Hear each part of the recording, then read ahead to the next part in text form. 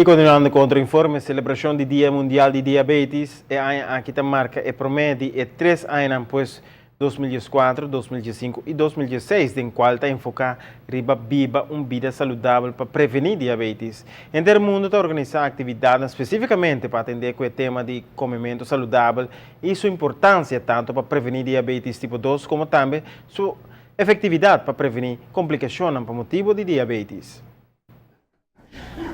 IMSAN, siendo un instituto primordial que atende con pacientes diabéticos, pone atención especial al último Día Internacional de Diabetes.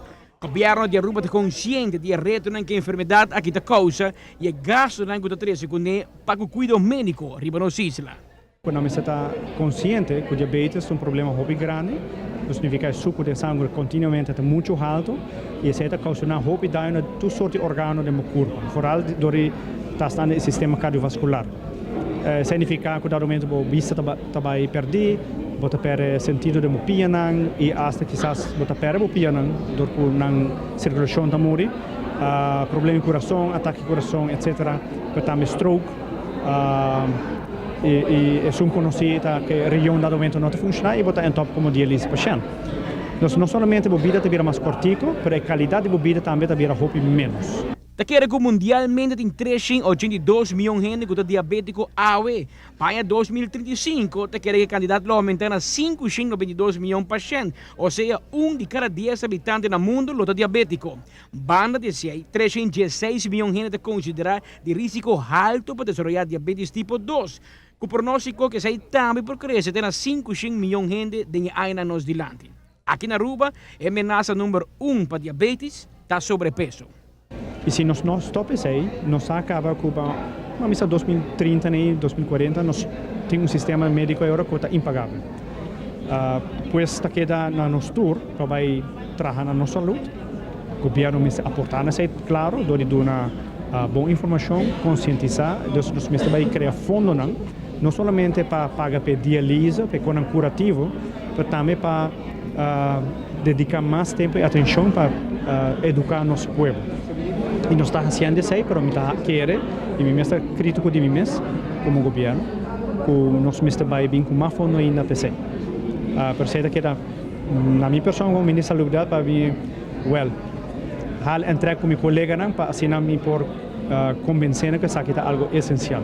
Lo que está más peligroso de diabetes está con mitad de todas las que tiene caba no está diagnosticada ainda. Es cifran aquí está subrayar la importancia para tomar acción urgente por prevenir y evitar mayoría casos de diabetes tipo 2, donde diz viva y come saludable.